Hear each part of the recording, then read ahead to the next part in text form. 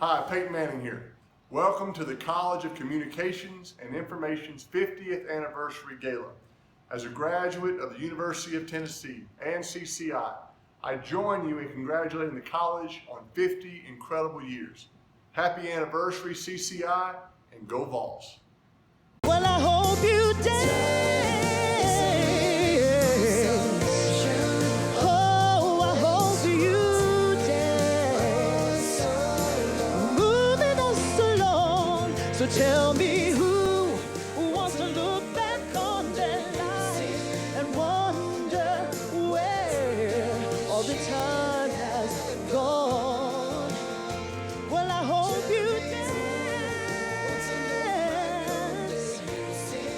Oh, I hope you dance. I hope you dance. Ooh.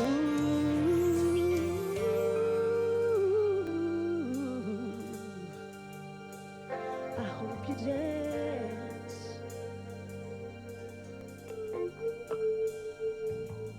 Dance. Ooh. Dance.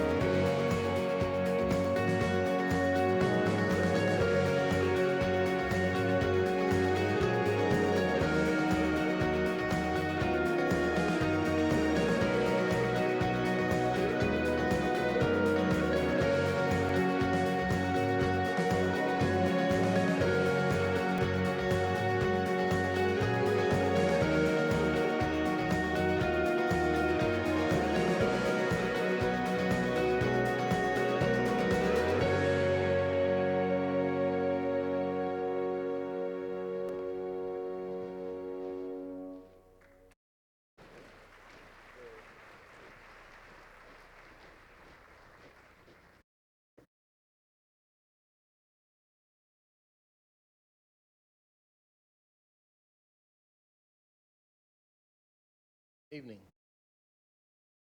2019 marks the 225th anniversary of the college, 225th anniversary of the University of Tennessee, and the 50th anniversary of the College of Communications and Information.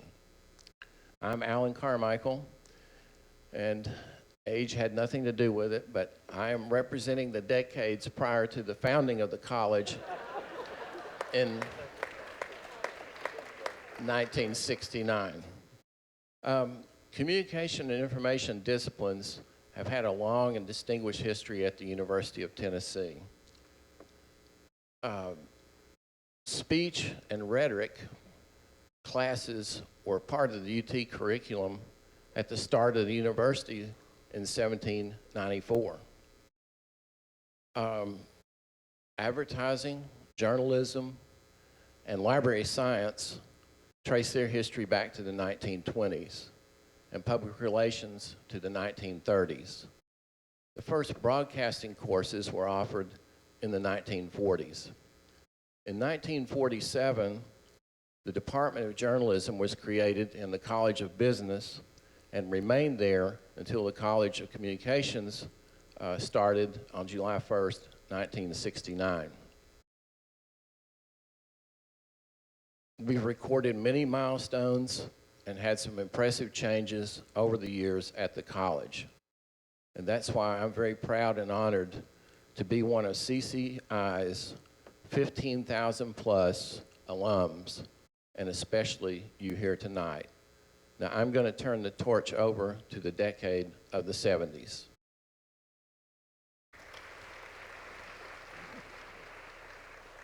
Hello, I'm Dr. Susan Justice DeBonis, and I represent the 1970s. In the 1970s, the Department of Broadcasting was founded, and the master's and PhD programs were started.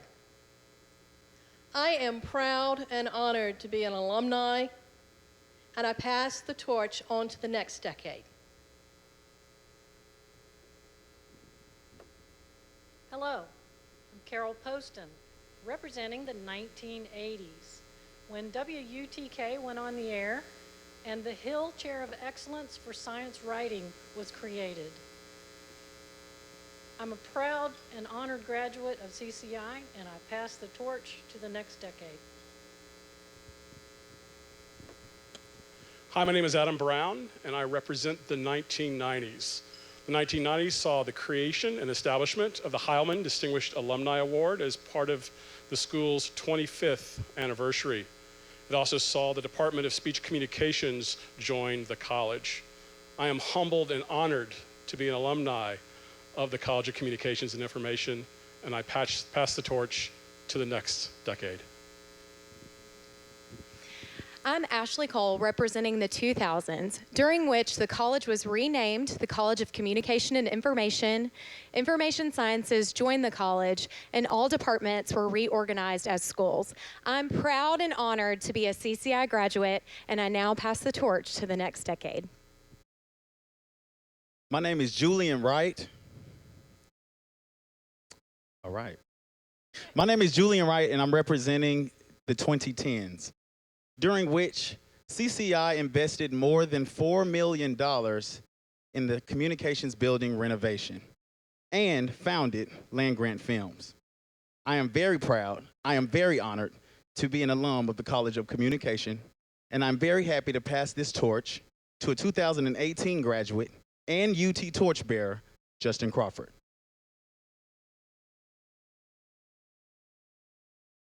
The College of Communication, as you guys can see, is represented across the entire country. And as a young professional who just entered the workforce, I'm very honored and proud to not only stand on this stage with all of you, but to thank each and every one of you, the faculty, the staff, and the alumni who continue to support the College of Communication and Information for young professionals like myself. As a CCI graduate, we are proud to now present to you the College of Communication and Information Dean, Mike Worth.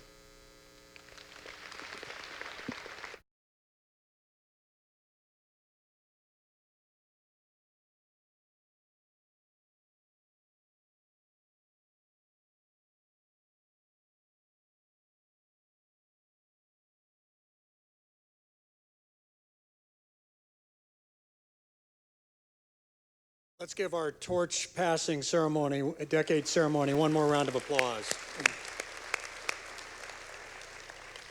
I'd now like to welcome Knoxville Provost, UT Knoxville Provost, David Manderscheid, to come forward to welcome everyone to tonight's gala on behalf of the UT Knoxville administration. David?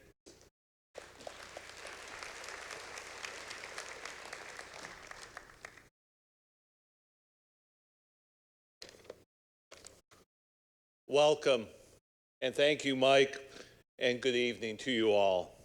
As Provost of the University of Tennessee, Knoxville, and on behalf of UT Chancellor Donde Plowman and the entire UT campus, I am honored to be with you to celebrate the College of Communication and Information's 50th anniversary. The college has a rich history of producing outstanding alumni, as we've seen tonight, who have gone on to careers of great accomplishment and achievement, including entrepreneurs, academics, on-air talent, communication and information executives and creatives, politicians, public servants, just to name a few. CCI alumni are leaders in their fields, as indicated by the positions they hold and the awards they win, including Pulitzer Prizes, Emmys, National Press Club Awards, an Oscar, an NFL MVP award. That's a bit of an understatement for Mr. Manning. And numerous UT alumni awards. CCI's current students are inspired by the accomplishments of alumni and are preparing themselves to achieve the highest level after they graduate. CCI's world-renowned faculty and staff, both past and present, are dedicated to educating our wonderful students, taking the college to the next level, and upholding the values that make this university the great institution it is. Thank you for joining us tonight, and congratulations and happy 50th birthday to CCI.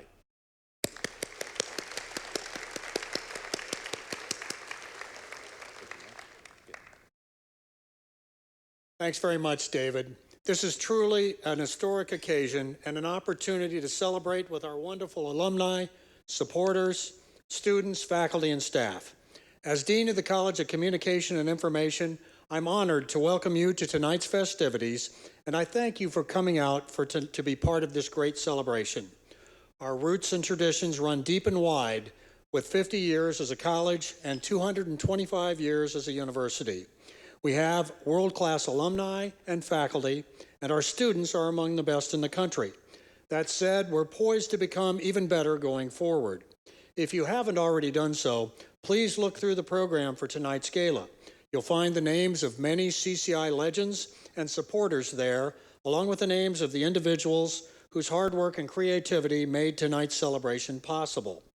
Before I turn it back to our wonderful MCs, Ann Holt Blackburn and Josh Smith, to continue our program, I want to recognize a number of individuals and groups who are with us tonight.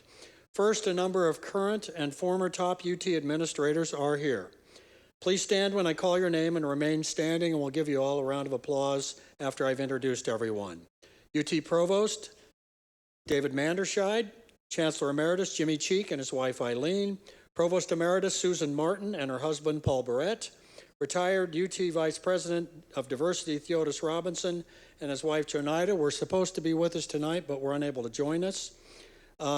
I'd also like to introduce former UT Board of Trustee member Charles Wharton and his wife Lori, and former UT Board of Trustee member Brad Lampley and his wife Christy. Thank you all for your many contributions to UT and CCI. Let's give these individuals a round of applause.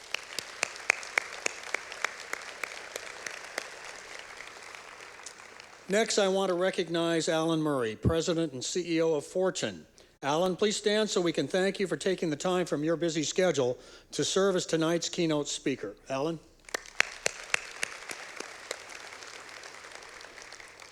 The College of Communication and Information's Board of Visitors spent today with CCI's administrative team discussing ideas for the college's future. All members of CCI's Board of Visitors, Honorary Board of Visitors, and Emeritus BOV members who are in attendance, please stand so we can recognize you for your excellent work on behalf of the college.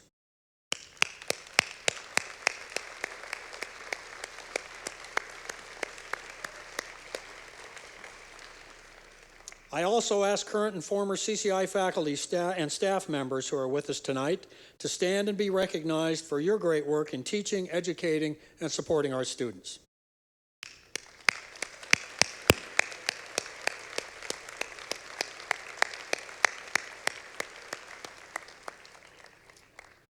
I especially want to give special recognition to two CCI Emeritus faculty members, both from journalism and electronic media, who are with us tonight.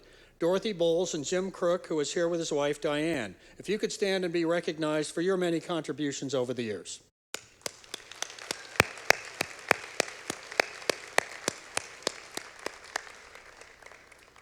Next, I want to thank our wonderful alumni for coming out to celebrate the college's 50th birthday. CCI alumni traveled from as far away as Japan, as close as Knoxville, and everywhere in between to be with us tonight. All CCI alumni, please stand so we can recognize you.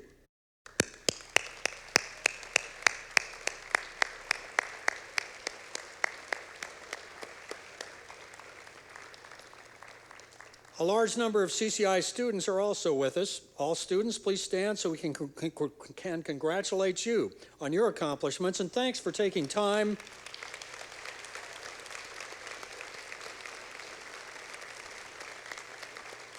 Thanks for taking time from your normal Friday night activities to be with us. This is probably not what you do every Friday night, but we appreciate you coming and joining us.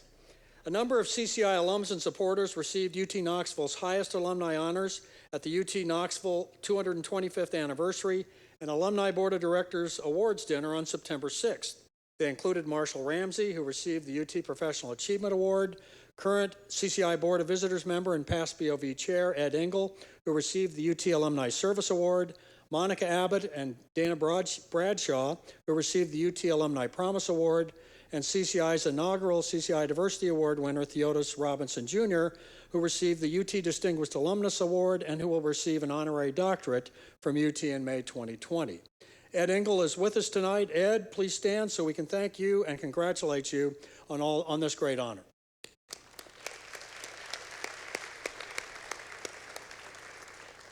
Thanks again to everyone for coming out tonight to tonight's gala.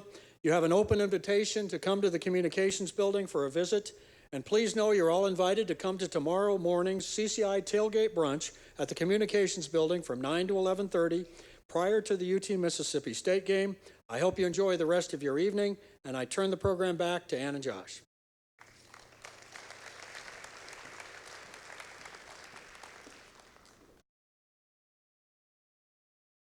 Thank you, Dean Worth, and thank you to all who've participated so far. We are looking into the rearview mirror, aren't we, tonight, and seeing what we have accomplished, what we've experienced together over 50 years.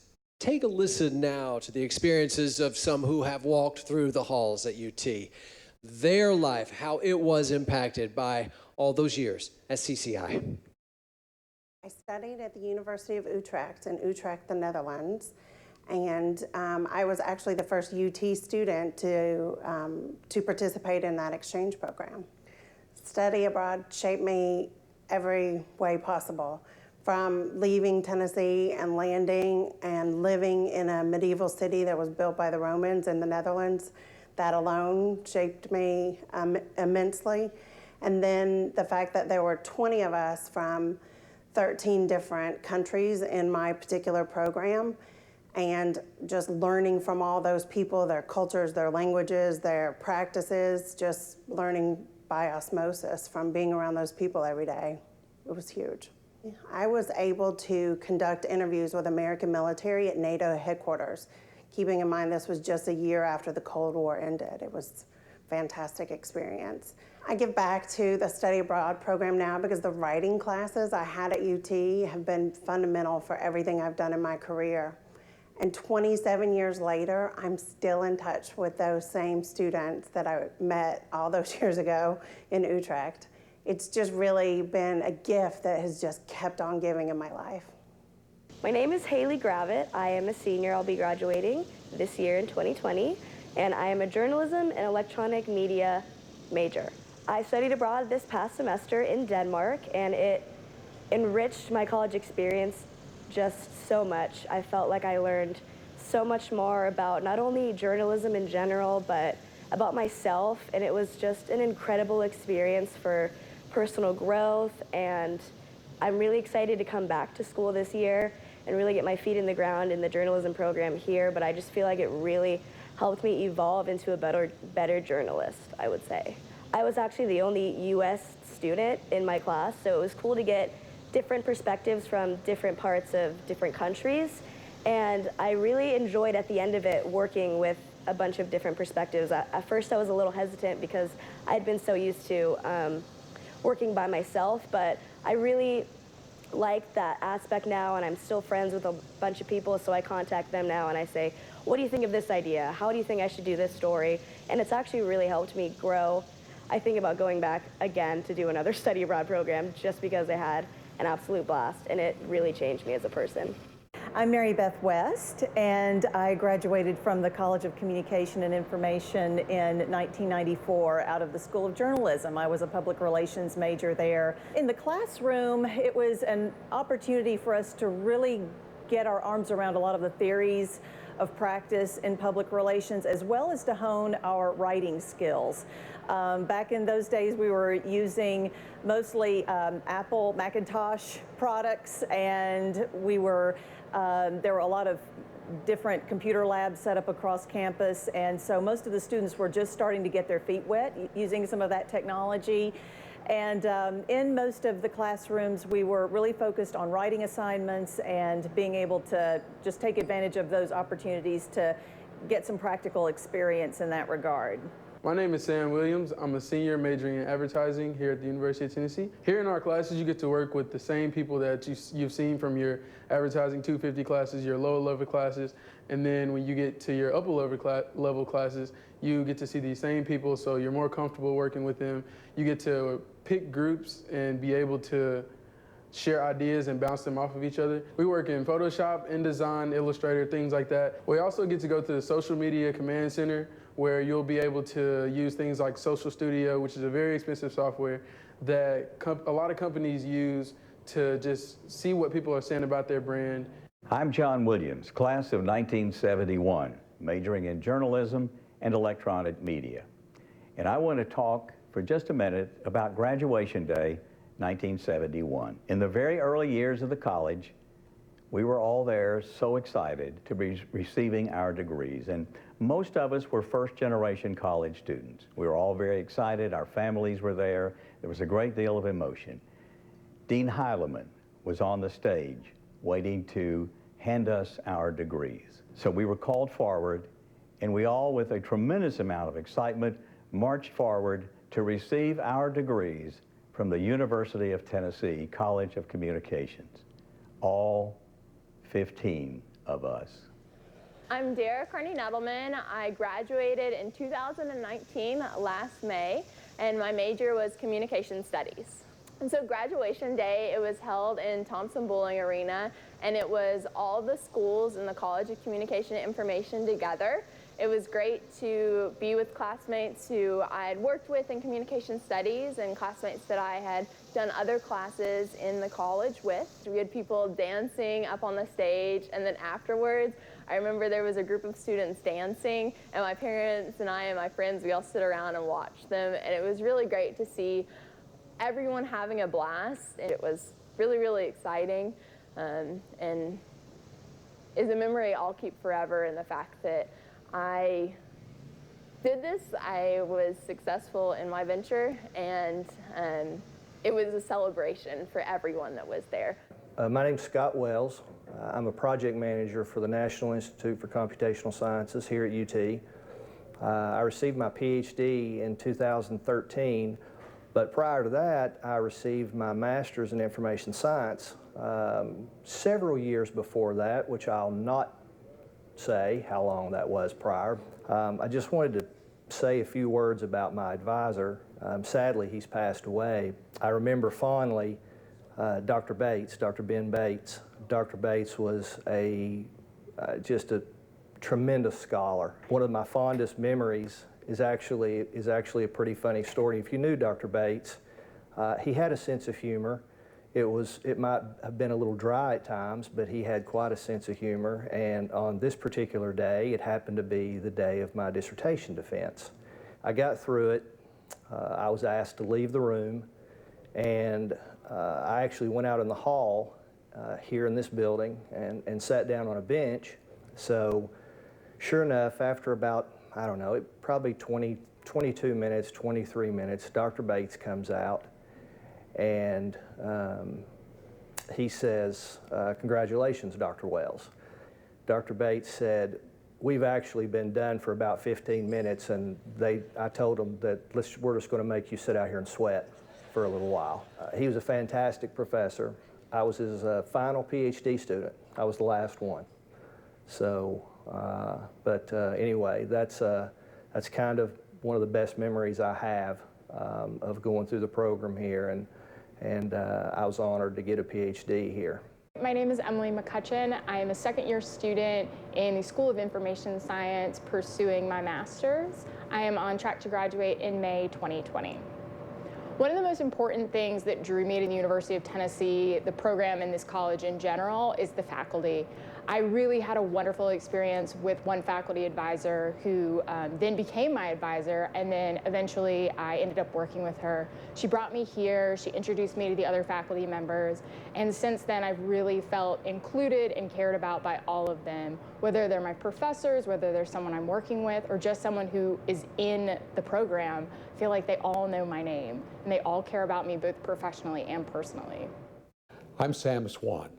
I'm a professor in the School of Journalism and Electronic Media, and I'm Director of Internationalization and Outreach for the College of Communication and Information. When I came here in 1985 as head of the Department of Broadcasting, what I found was a program that was devoid of any kind of technology. We were still using technology that I would describe as 1960s or 70s level technology. We had no computers in the college yet at that point. And so we were teaching by using typewriters and mimeograph machines. And so what I've seen is a transformation of this college and the School of Journalism and Electronic Media from a technological perspective. No industry has changed as much as broadcasting, as journalism and electronic media in terms of technology. And so we've seen so many changes that it's been an ongoing challenge for us to maintain the technology to be able to provide students with the kinds of experiences they need to be competitive in the workforce today. But we keep trying and hope to continue to do that for the foreseeable future. My name is Vandana Singh, and I'm an associate professor in the School of Information Sciences. I would like to talk a little bit about our teaching experience at SIS, my teaching experience in particular. Ours is a nationally recognized master's program in information sciences, and we have majority of our courses online. One of the point of pride for our degree is that we teach our courses synchronously, so that means that the instructors and the students are all logged in at the same time. We could be anywhere, students could be anywhere in the world, anywhere within the United States, anywhere in the world, and same for the professors. We log in at the same time into a system, and we are very interactive. Discussions are very common in the classes. Students are asking questions, a lot of back and forth among the students and among the professors and students, so there's a lot of interactivity. Our undergraduate courses are also asynchronous, so in that there is a lot of content that is uploaded onto learning management system like Blackboard or Canvas currently, and then students can learn on their own pace. They could take the whole week to learn whenever they need to learn and return things back. So we are currently doing both these modes, and it's very exciting. We are quite good at it. School of Information Sciences has been giving a very high quality education to students for a long time, and we don't have to cancel classes. If we are traveling, I'll be traveling to Paris next week for a conference, but I'll be holding my class from there. Same for my students. If they're traveling, they don't have to cancel anything. They're still able to log in and interactively take our classes.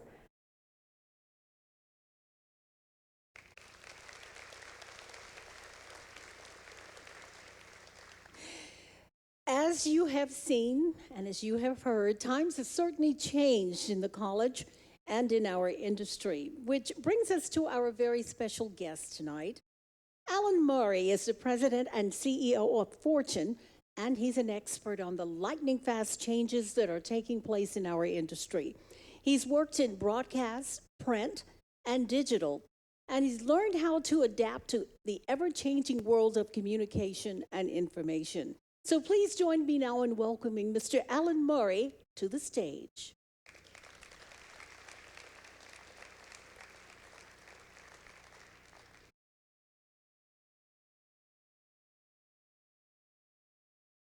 Thank you so much, Ann, for that introduction, and thank all of you for your warm welcome. Thank you for letting me be part of this very special celebration that you're having. I'm incredibly honored to be standing here this evening. And in fact, I was thinking I'm just going to keep standing here until the Vols win a football game. So get comfortable. So I've been a journalist my entire life. I started when I was 9 years old. We lived in a little neighborhood outside of Pittsburgh, Pennsylvania, and I would walk up and down the street, and I'd ask people about their visiting grandmother or their lost cat or the swim meet that they were in, and I'd take notes on all of that, and I'd go back home, and this was before the days of computer printers or even really Xerox machines, so I'd write up all the notes, and my mother would type it out using a special carbon paper, and I had this jelly sheet copying machine. I'm really proving my age here, I know, but it was a jelly sheet copying machine, and if you took the carbon copy and put it on the copying machine, you could then run off 30 copies, and I sold those 30 copies for a nickel a piece. We lived on Outlook Drive, called it the Outlook. A few months later, when we moved to Tennessee, we lived on Lookout Mountain, which was very convenient because I could call it the Lookout Outlook. Now, my mother saved all those newspapers, which is somewhat embarrassing, but that's what mothers do. So I've had the chance to go back and look at them, and they're pretty unremarkable. But there's no real analysis, there's no real opinion.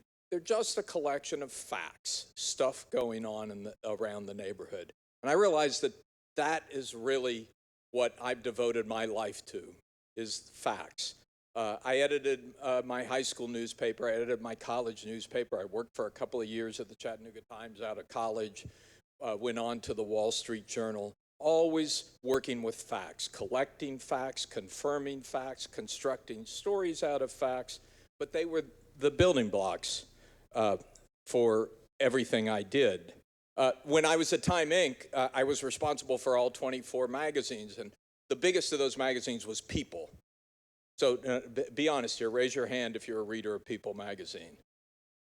Yeah, there are a few who are admitting it and some who aren't. But I was always really proud to walk into a grocery store. If you go into a grocery store, you'll see, 20, 30 different titles waiting there at the checkout counter. And the headlines are, alien babies that land from Mars, rumors that Jennifer Aniston is pregnant for the 27th time, Brad and Jen are getting back together again, all that stuff. There's only one of those magazines sitting on that stand that has a reputation for accuracy, that is right more than 95% of the time, and that's People magazine. And I was really proud to be associated with the magazine that really insisted on getting it right. I asked the editor of People one time, I said, don't you worry that, with all these rumors of Jennifer Aniston being pregnant, that someday she really is going to be, and somebody else is going to get it before you do? And he said, no, I don't worry about that at all. And I said, why not? And he said, well, if we wait until it's confirmed, we get the baby pictures. So everybody has their own reason. But for me, I thought the devotion to facts was really important and really critical, that facts are the building blocks of a successful society. Judge Baker knows the discovery of facts is at the basis of the legal process. An understanding of facts is the beginning of our democratic process. A common basis of factual knowledge is the key to our working together in our communities and to bond together as a nation. Yes, we're always going to have disagreements. We're always going to have fights. We're always going to have people maneuvering for advantage over each other. But if we start with the facts, then we have something to build on. And unfortunately today, that kind of simple bedrock belief in the facts has been called into question. The late Daniel Patrick Moynihan, the senator, said, everyone is entitled to their own opinions, but not to their own facts. And somehow we seem to have entered an age where people think they're also entitled to their own facts. And we have this great social media machine that seems to be generating the facts that people want to believe. You can even hear some people refer to a post-fact society or a post-truth society. And that's what I want to talk about just for a few minutes tonight. This is a great celebration. I don't want to get too serious here, but I think it's worth a moment of focus for this great school, which has also been devoted to truth and facts. Now, let me stop right here just for 1 minute and assure you this is not going to be a speech about Donald Trump. Right? I'm not going to do that. You can do that outside afterwards. I'm not going there. I think the problem we have with facts existed before Trump came into office, and I think it's going to continue long after he leaves office. Instead, what I want to talk about is what I know best, which is the news media and what's happened to the news media over the last few decades. When I started my career, the news that people got was pretty much controlled by a fairly small group of people. This is another thing that will signal my age, but how many of you watched Leave It to Beaver? Maybe you saw it on Nickelodeon. You know, oh, hey, more hands for Leave It to Beaver. Okay, sorry about that. So if you remember, Ward Cleaver, the Beaver's father, was always sitting at the breakfast table reading the morning newspaper. That was pretty much all he did. In fact, it wasn't clear that he actually had a job. He just seemed to sit at the breakfast table and read the morning newspaper, and you realize that if you wanted to get any information to the Cleaver family, the only way to do it was through that newspaper. So it gave the newspaper an incredible amount of power, and it created an economic model, but it also created a common basis of information, because really at the end of the day, it was a pretty small group of people who created that news. And there were different newspapers in every town, but many of them relied on the AP or the UPI to get their news, or one of the big news-gathering newspapers, the New York Times, the Washington Post, maybe the Chicago Tribune. It's a pretty small group of people, and frankly, probably a little too small. They probably spent too much time having lunch together, going out for drinks together, probably a little too common in their thinking. No question that as a group, they were to the left of the country as a whole. So there were certainly problems with that control of the news by such a small group, but they had a set of common standards. You know, you didn't take just one source for a fact, you went for a second source. If you had information that was criticizing some person or some organization, you had an obligation to go to that person or that organization to try and hear their side of the story. If the information was coming to you from somebody who you knew had a vested interest that could affect the way they were portraying that information, you had an obligation to check on that. So there was a set of common standards. I'm not saying they didn't make mistakes. I'm not saying they always got it right.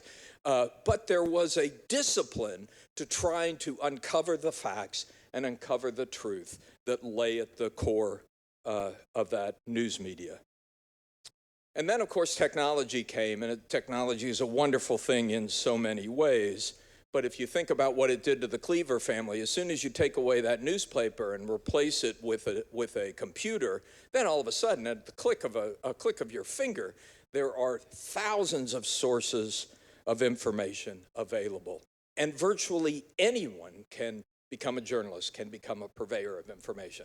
So a couple of years ago, I met a kid named Gabe Fleischer, who, like me, started as a journalist when he was 9 years old. He was interested in politics, and so he would get up early in the morning and he'd read a bunch of sources, and he kind of learned to what was reliable and what wasn't reliable, and he wrote a newsletter and started putting it out. But by the time I met him, and he was still only in 10th grade, he had over 100, not 30 people like me with my jelly sheet machine, he had over 100,000 people reading his newsletter. And he did it, you know, before he went to school in the morning from his newsroom. And it just illustrates the point that these tools made it possible for everyone to become a journalist. And the whole notion of a mainstream media really pretty much broke down. And as it broke down, the notion of standards broke down. I had a pretty direct experience with this. This was probably 10 years ago, working in the Wall Street Journal newsroom. We were building up an online video operation using the journalists at the Wall Street Journal, and we were doing 7 or 8 hours a day of live broadcasting from the middle of the newsroom on a shoestring budget. And one day, the Gawker website published a story saying, hey, the Wall Street Journal is doing this really interesting video project, but typical big media, they've hired 60 people to do it. Well, I had, at that point, 12 people working on the project, not 60 people. And I wish I had 60, but didn't get anywhere close. So I called him up and I said, look, I only have 12 people. Why did you say I have 60 people? And he said, oh, thank you very much for calling. I'll go post this right now. I said, well, wait a minute. I said, I've been here all week. You didn't try and call me. Why didn't you ask me before you posted it in the first place? And this kid said, oh, this is the way it works now. He said, we get some information, we post it, and then when we get new information, we go and post that. And I said, oh, really? This is the way it works now. You have no obligation to try and check and see if the information you got is correct. You have no obligation to reach out to the organization you're criticizing to see if they have other information to give you on it. And it was a wake-up call for me for how dramatically the basic standards of our business had changed. And those of you in television news, I mean, you know, the change in television was pretty dramatic as well. Once upon a time, there were 3 big networks that pretty much controlled the news flow. And frankly, the news directors at those networks started their day by reading the same newspapers that everybody else was reading, right? So you were dealing with pretty much the same information. Technology changed that. The opening up of cable news, the creation of CNN, but the big change came in the 1990s with the creation of Fox News. And, you know, as a business person, I give Roger Ailes a lot of credit because he realized that the leftward drift of those people who 3 decades ago or 4 decades ago controlled the flow of news created an opportunity to create a news and information source for people who disagreed with that point of view. But the difference was, his was driven from the top. It wasn't just that they leaned right, it was that they were forced to go right through demands that came down from the top from the very beginning. And this is really important. You know, I have a friend who's a philosopher who explained this to me one time. I thought it was very amusing. That we all think of language as a way to discover truth and a way to uncover facts. But he said, you got to realize a lot of people use language as a tool. It's a means of influencing events. It's a means of achieving power. And the example he used was this. He said, you're walking down the street and a pit bull, a really mean, scrappy-looking pit bull, walks up to you and starts baring its teeth and growling right in front of you. What do you say? Well, if you're like anyone else, you say, good dog, good dog. Now, that is not an accurate statement. Right? If you were an editor, you would say, "Oh, scratch the adjective. That is not a good dog." If you were an academic, you know, you get a failing grade on that paper. That is not a good dog. Somebody somewhere might call you a liar for saying good dog when you know very well that that's not a good dog. But you're saying it because you're trying to influence the dog's behavior. And the truth is, that's the way human beings have used language for most of their history, as a weapon of influence, as a tool of influence, and as a tool of power. But it was a dramatic change from the kind of journalism that I grew up in. It was a dramatic change from what happens at many of our academic institutions, where we think of language very, very differently.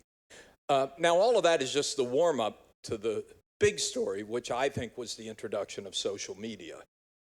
You know, the creation of Facebook in a dorm room in 2004 really had a profound impact on all of this. And even though it was created at a university, it wasn't about discovering truth and discovering facts. It was about engagement, connection.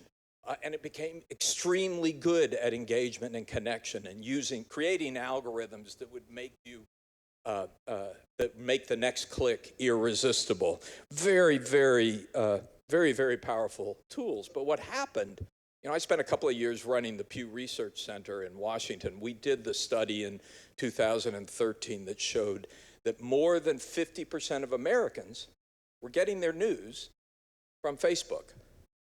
That's a stunning statistic. No news organization, no news program, no evening news, no newspaper has ever had that kind of coverage. 50% of Americans were getting their news from Facebook, and yet at the time, Mark Zuckerberg, who ran Facebook, said, we're not a media organization. And as a result of that simple statement, we're not a media organization, he would take no responsibility for the quality of the information that he was putting on your homepage. And in fact, Congress had a few years earlier in 1996 provided some legal backup for that. It said that internet platforms didn't have to assume liability for the quality of the stuff that they put on your Facebook page. So think of what that means. Facebook became the most important purveyor of news in the country and in the world.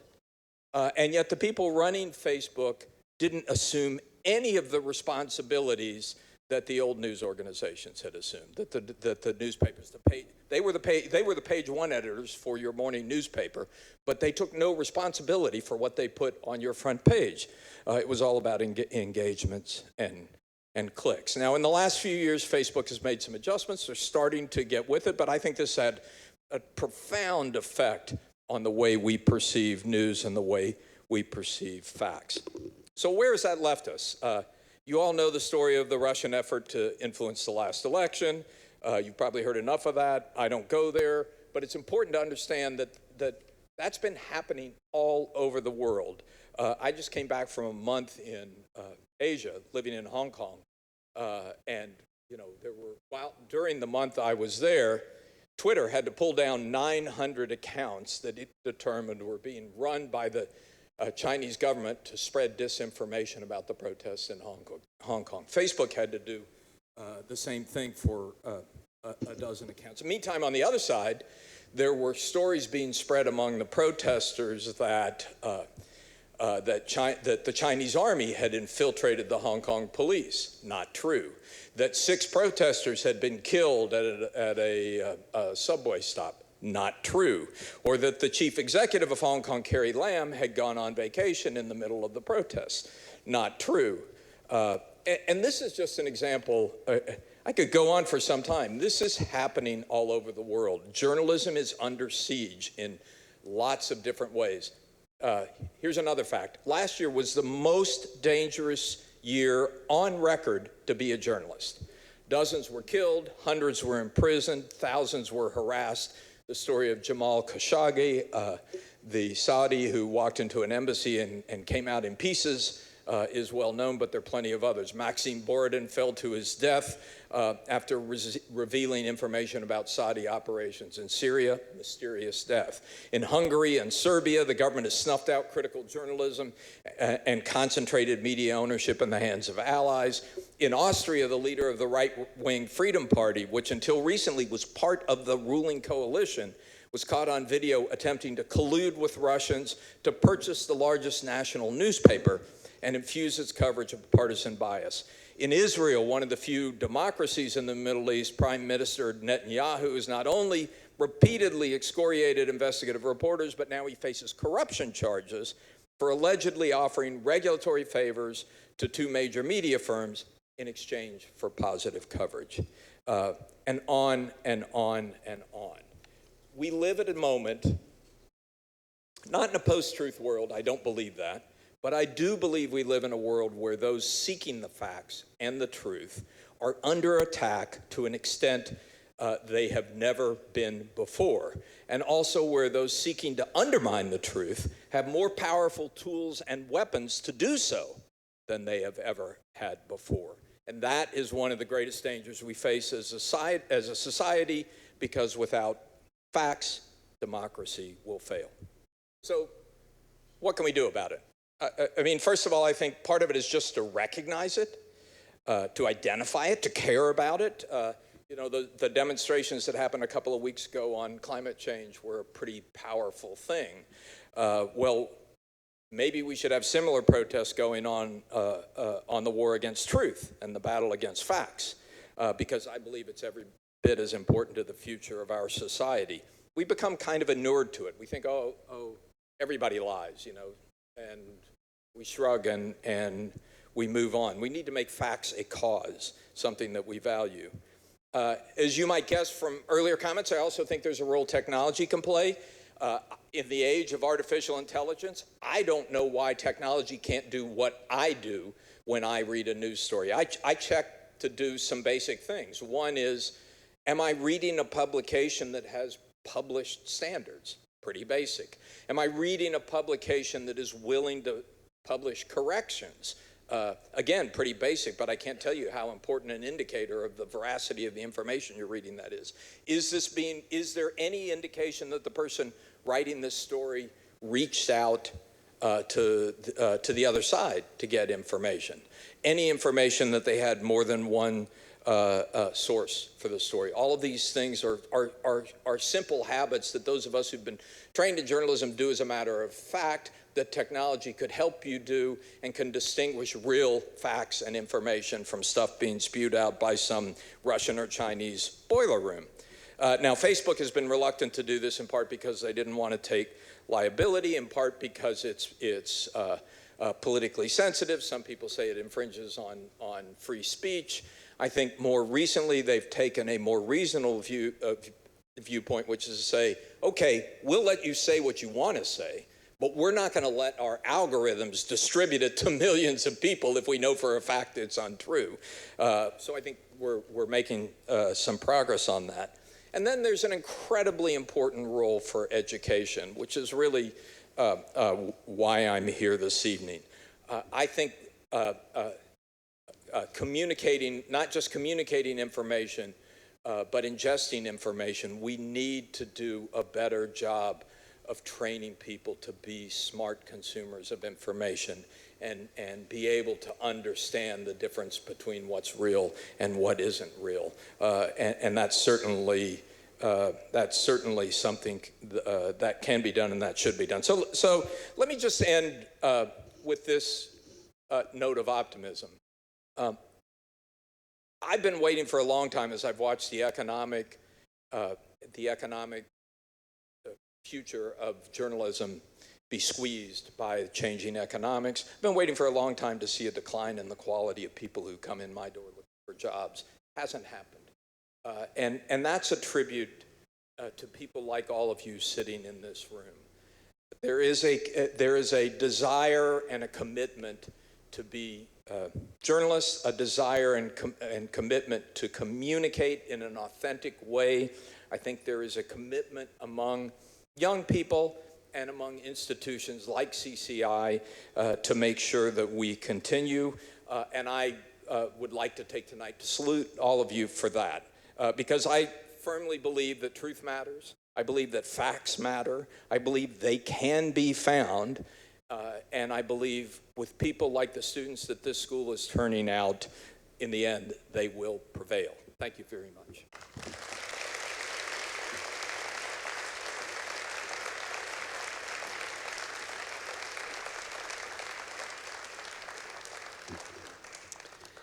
Alan, thank you. CCI current students, soon-to-be graduates. There is the CEO of a major media publication right over there.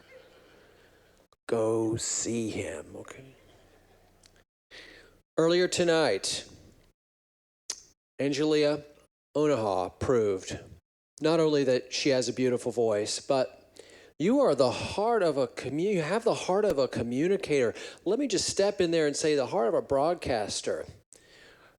Because when the tech falls apart, you made it sing. And we want you to come back and do it again. Please welcome back to the stage, Angelia Onaha.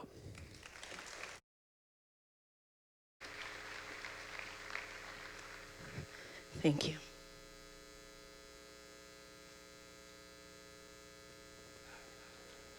And so again, I need a little volume, please.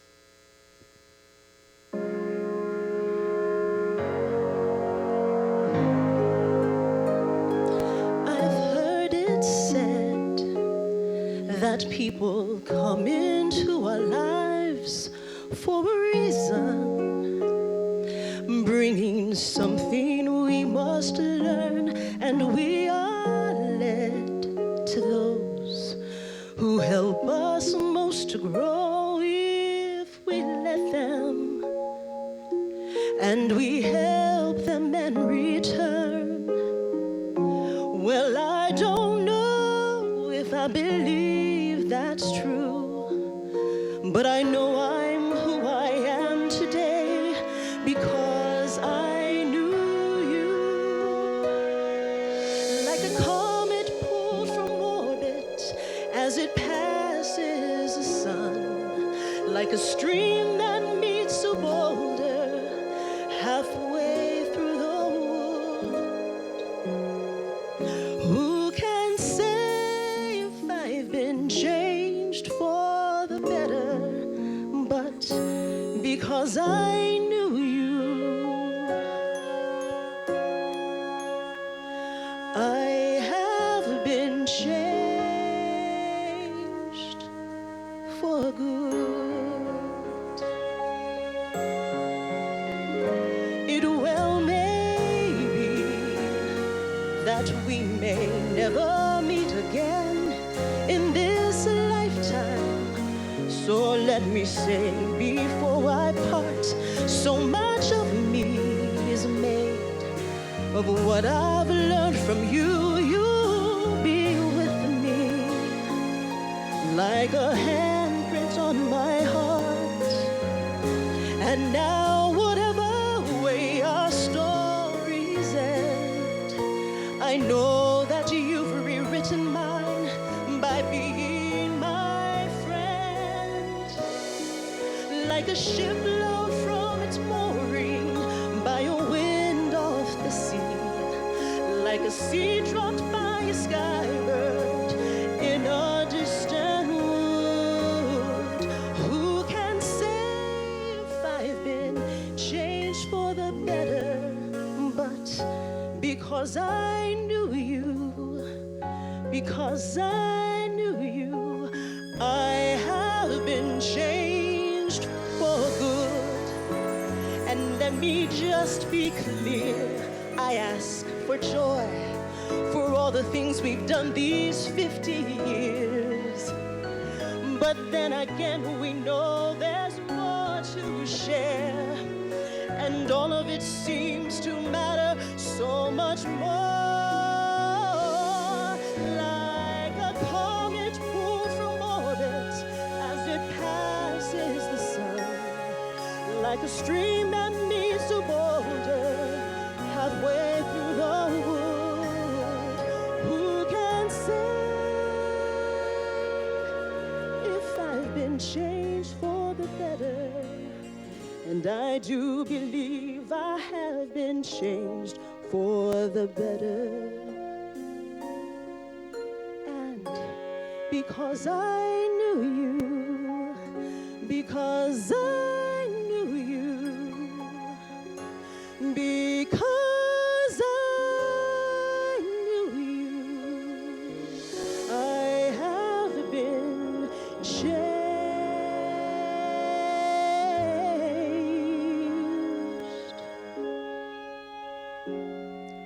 for good.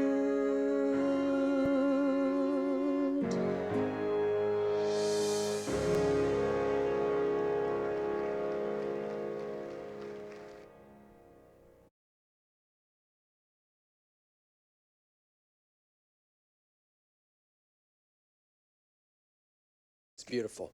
Thank you. We're approaching the end of the talk of our part of our program, and the dance floor awaits you all. We'll continue the theme in just a closing way of honoring the past and looking forward to the future. And we are going to share some alumni stories, brief ones, representing the 15,000 of us who are CCI's alums. I have the honor of sharing my story first. It's going to be brief. And then we're going to have four current CCI students come to the stage, one from each school, representing each school, and read stories of four alumni in their respective disciplines. These students were selected by the dean and the faculty members in their school to represent CCI tonight. And my co-host, Ann Holt Blackburn, will then round it out by sharing her story. And I'm going to start by saying of her, do you all know how fortunate we are to have a fellow alumni named Ann Holt Blackburn? And you'll have to forgive me because not only am I a broadcaster and she is, and not only we in the big corporate family, the same one, but when we look back and we see the trail, it's blazed by this lady. You see, 40 years at WKRN is 40 years anywhere in media, right? 40 years at WKRN. And proved that newsrooms are better when women are taking the lead. And she showed up when people thought that women should just do the weather. And Ann said, but I'm going to do the news. And prove that newsrooms are better when diversity is not just incorporated but celebrated. And so I used some of my time for you, Ann Holt, and I honor you tonight as one of the greats. Like many of you, and admit it, you ended up in Circle Park because you were in another major in another part of the campus. And admit it, and the advisor said to you, so you're going to have to take some math. Right? Judge, Your Honor. And you said, like I said, so is there a thing I can major in here that doesn't have math? And fortunately, my advisor said, well, the College of Communications, there's a little bit of math, and a career was born. I learned to do so much at the College of Communications, CCI. But it is more than that for me, and I learned how to do it, the big how. I learned it from people like Dr. Sam Swan, who didn't have to say a lot, but just guided me gently in the way I should go. And then I'm going to share with you about one other person who I wish could be here tonight. We lost him a few years ago, and that is somebody that I think many of you know, named Dr. Herbert Howard. You remember Dr. Howard. I wish all of you could have known him. Dr. Herbert Howard was a man of slight stature. He was a jolly guy. He had the voice. You may have not known it, but if you registered for class on the phone system in the 80s and the 90s, it was Dr. Howard's voice, right? He had this voice. And after I changed my major, became a student worker. How lucky was I, right? Now, Dr. Howard, because of some medical things, had problems walking. So one day he needed something in his car, a charcoal Buick that was parked behind the CCI building. And I said, well, I'll go get it for you so I don't have to file, papers. And I went out to get his stuff, and I came back, and I was getting off the elevator at the top floor of Circle Park, and all of a sudden I heard clank, clank, clank, clank, clank, clank. I dropped his keys down the elevator shaft at Circle Park. I'd been on the job a month or so, and I needed that student worker job, clank. And then I didn't hear the last clank. And I thought, well, I'm a dead man. You know what? I know Dr. Howard that well, so I go to his office, and I walk in, and I say to him, Dr. Howard, I dropped your car keys down the elevator shaft. I'm really sorry. And he looked at me, and just slowly, this big grin came across his face, and he just threw his head back and laughed his head off. Then he started calling people, not to get the keys, but just to tell them the funny story. And he just kind of patted me on the back, and we called physical plant, and he had a ball. He loved it. It was the greatest thing, and he was so kind to me, so kind. Fast forward many years later, I roll into WJHL-TV, the CBS and ABC affiliate in Johnson City, Tennessee, where I have been for 20 years. And it came time for the 60th anniversary, and I'm the evening news anchor there, so they asked me to put together this show because we wanted people to know we were the first television station in the region, and you know us. And so I talked to people, we gather clippings, I interview people, and who was the voice that signed WJHL-TV onto the air in 1953? Who was the first voice that anybody heard in the entire region, because it was the first TV station? It was Dr. Herbert Howard, that voice many years before he came to UT.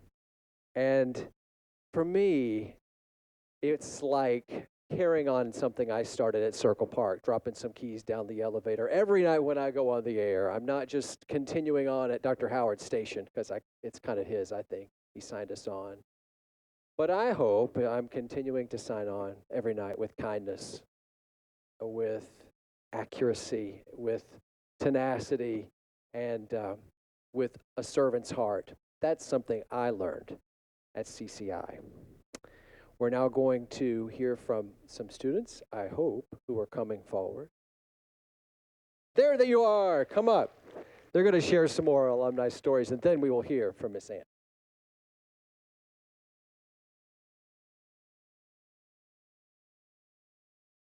Good evening, everyone. My name is Nicole Painter, and I am representing the School of Journalism and Electronic Media tonight, and I'm going to be reading some remarks from gym graduate Ryan McGee. Ryan says, I am a proud graduate of the 1993 College of Communications and Information and a proud member of the Board of Visitors. Today, I work at the SCC Network and owe my professional success to my time at CCI. I also owe CCI for allowing me to meet my beautiful wife, Erica. We met at WUTK, which at the time was known as New Rock 90. It was my first news broadcast job, giving score updates on air. I even remember my voice cracking for the first time I was on the mic. I've come a long way since those nerve-wracking first days. My biggest takeaway from my time at CCI is understanding that the future of this industry is so bright. I knew that smartphones were coming 20 years before they were invented because my former professor, Dr. Swan, is an absolute visionary, taught us about the latest technology that we would all be using later on in our careers. He taught us that the next steps in communication would be the most. The potential for CCI's future is limitless. Thank you.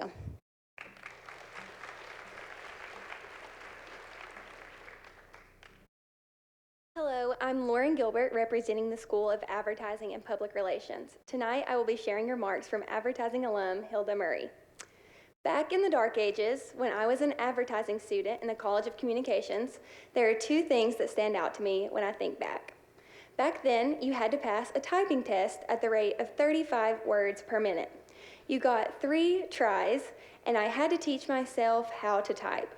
I had to type my name on each sheet, and it was a long one, Hilda Schmissrauter. I pre-typed that just to give myself a little edge. If I didn't pass this test, I could not continue in the college. It took me 3 tries, but finally, I passed. To this day, I am an excellent typist and have been able to communicate much more effectively and efficiently.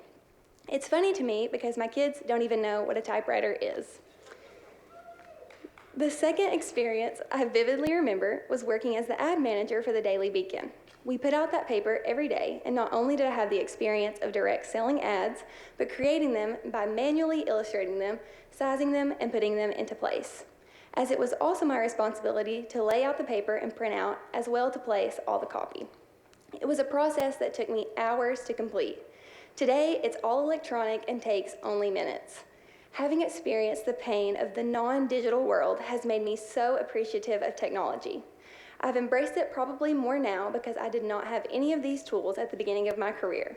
A true testament to really being an old fart.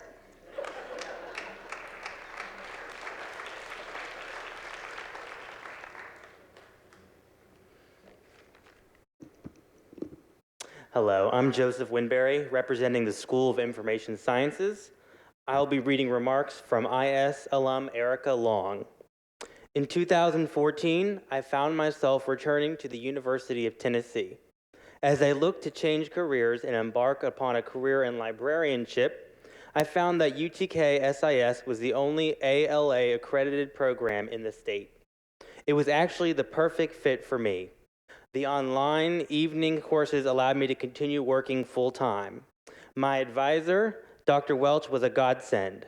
She and I actually met early on and discussed plans for staying on track. When I wasn't sure if I'd be able to get into a specific course, again, she was there for me and helped walk me through alternatives for independent study. She was a mentor then, and I still consider her a mentor now. I was blessed to be offered a DE support graduate assistantship. I remember soaking up so much information while working those nights, especially in Julie Danielson's Picture Books Across the Curriculum course. I don't think I ever told her, but I was so excited to be assigned that course and grateful to learn alongside her students, since my advising sheet was filled with other required courses. Observing colleagues currently pursuing degrees in library and information sciences and considering the milestones I've made since graduating, I am proud to say that I am a Vol and extremely grateful for UTK's SIS.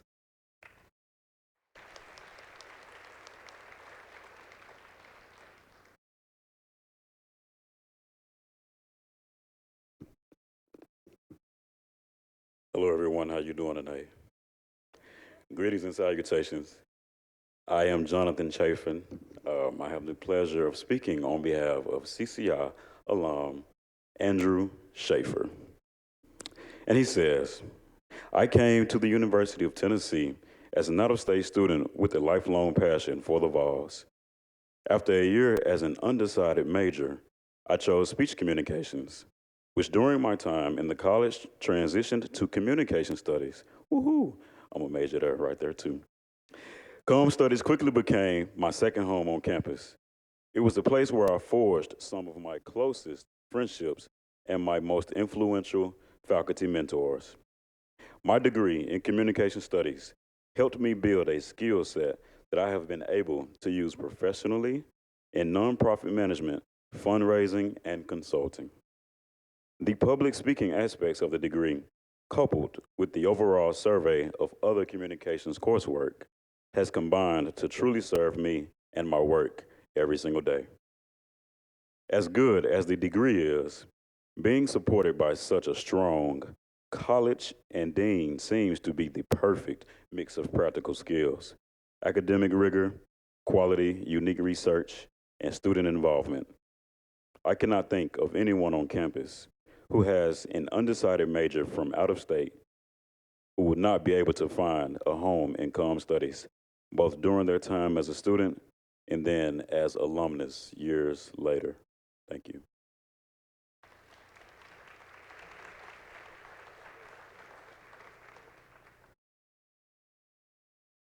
You know, it's a long way from West Tennessee, the Delta in West Tennessee, to Rocky Top. And the distance was what I had in mind when I came to the University of Tennessee back in 1969. As the second oldest of 10 children growing up in a family of sharecroppers, I was ready for a new challenge. But I quickly discovered that the challenge was not just in the miles away from home. Everything I had learned was being challenged. After all, isn't that what a university is supposed to do? There were 26,000 students on campus when I arrived. Approximately 500 of them were African Americans. We were a very close-knit bunch because it was key to our survival. I was entering my third academic year and had not declared a major. I was studying speech and theater because that's what I truly enjoyed doing, but I couldn't see a future in that. So one afternoon, between classes, yes, Josh, I wandered over to Circle Park. In the backdrop of the torchbearer, I saw a brand new building, and it was so cool, semicircular in shape. It was so different, you know I had to go inside and investigate. Journalism, public relations, advertising, broadcasting were all taught there. I had found my place. I chose broadcasting. I got an advisor, and in our very first meeting, she advised me to consider journalism because she felt that women did not have a future in broadcasting. Well, obviously, she did not know me because she had just issued a challenge.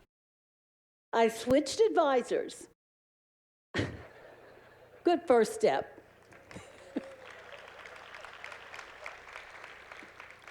And in 1973, I graduated from the College of Communications, the School of Broadcasting. I already had a job working part-time at WATE-TV, Channel 6 here in Knoxville. And 3.5 years later, a job opened in Nashville. WNGE-TV at the time, now WKRN, needed a news anchor. The station's human relations director was a College of Communications graduate, and the first call she made was to Dean Don Heilman, who then suggested she check out a young woman on the air on Channel 6 in Knoxville. I was hired in Nashville in 1976. That was the beginning of a 40-year career on the air in Middle Tennessee as a TV news anchor and numerous opportunities to serve my community and my university. But perhaps the greatest impact has been the succession of first-generation graduates in my family. 4 of my siblings earned college degrees from the University of Tennessee, 1 from UTK, 3 from UTM.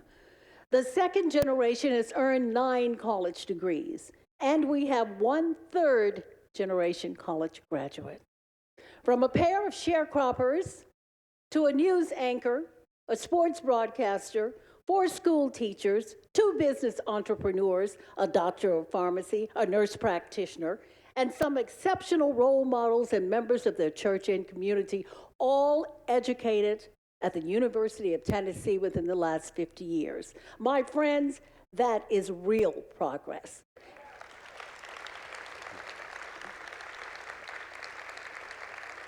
And we trace it back to the University of Tennessee, and it all started with that one family member who took a walk on the hill. Thank you.